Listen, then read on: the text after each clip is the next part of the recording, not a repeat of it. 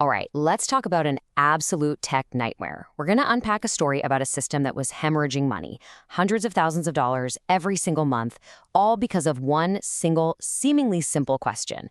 But the solution to this is way more than just a clever fix. It's a completely different way of seeing data. So picture this. An e-commerce site wants to do something pretty smart. Show you what your friends have been buying. It's a great idea for a recommendation engine. The problem? When they actually asked their database to do this, it just died. In their test environment, it was already painfully slow. But in production, with millions of real customers, the whole thing just timed out.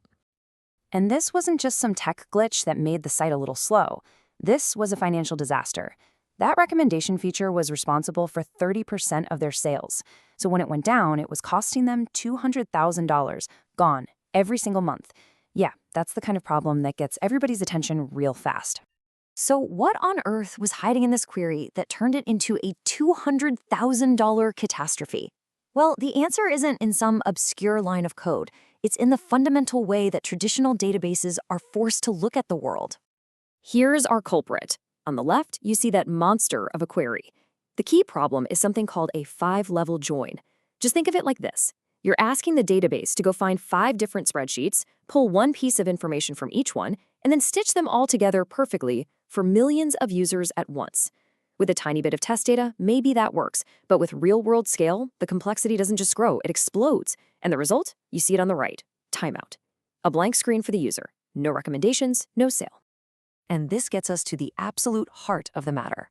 The problem wasn't that the database was bad, it was that it was being forced to think in the wrong language. And this brings us to the most important analogy you'll need for this entire explainer.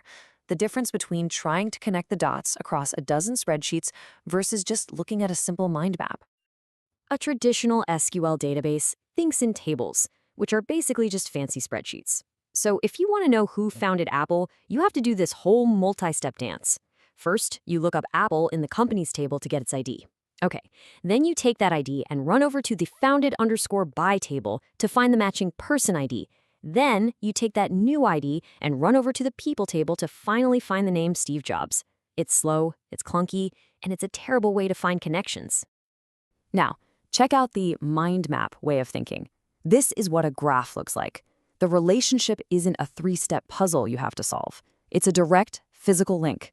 Steve Jobs founded Apple. That's it. It's one connection, one arrow. In a graph, the relationship itself is the star of the show. So let's put them side by side. On the one hand, you've got SQL, forcing you to do these expensive joins across separate tables, a process that gets exponentially slower the more connections you add.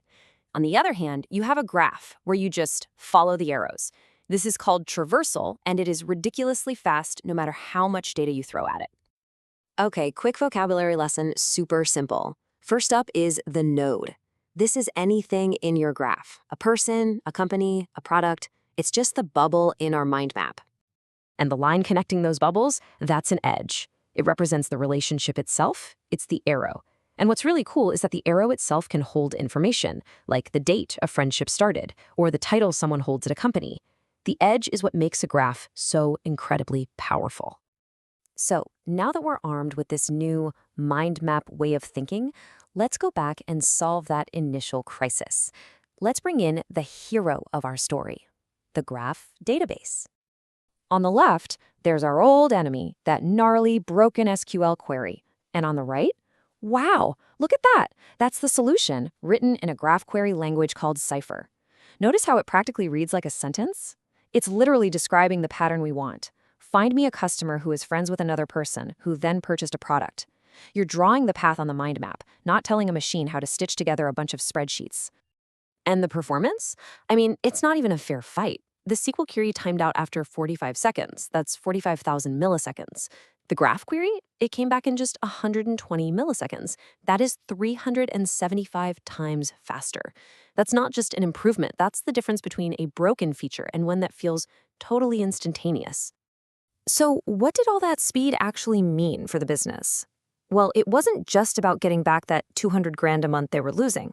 Because the graph could see deeper, more interesting connections, it actually found 40% more relevant recommendations than the old system ever could have. It didn't just fix the problem, it created a brand new source of revenue. The magic behind all this speed has a name. It's called graph traversal. Instead of doing all those heavy, complicated calculations to link tables together, the database simply starts at one bubble and follows the arrows to the next one. For questions about relationships, it's just a fundamentally smarter, more efficient way to work. Now, you might be thinking, okay, that's a neat trick for one specific problem. But the truth is, this technology is secretly powering a huge chunk of the internet you use every single day. You know, when you search for something on Google and you get that little info box on the side with all the key facts? That's a knowledge graph. LinkedIn uses a massive graph to map the entire professional world. Netflix and Amazon rely on graphs to give you those eerily accurate recommendations. And major banks use them to spot complex fraud rings in real time by connecting accounts that look totally unrelated at first glance. And the scale here is just staggering. Google's knowledge graph connects over 5 billion different things with more than 500 billion facts.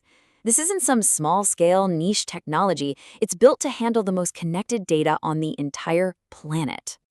Okay, so this is all great, but how can you start applying this yourself? I want to leave you with 3 simple but powerful rules for what I call graph thinking to help you spot when this approach is the right tool for the job. Rule number 1, and this is the most important one, model the relationships, not just the data points. If answering your main business question sounds like a word problem, find the friends of my friends who also bought this product, and it feels like you need to jump across 5 different spreadsheets to get the answer. Ding, ding, ding. Your data is screaming at you that it wants to be a graph. Second, be specific with your arrows. The power of a graph comes from how descriptive those relationships are. Don't just connect 2 things with a lazy, generic, related edge. An edge that says founded or works for or purchased is infinitely more meaningful, and it makes your queries way faster and more powerful.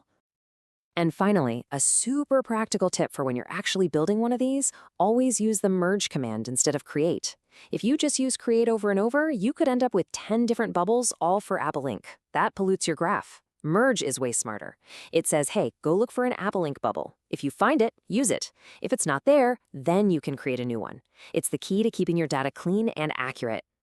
So I'll leave you with this final thought. We live in a world that is all about connections, and our data reflects that perfectly. From our social networks to global supply chains, all the real value is hidden in those connections.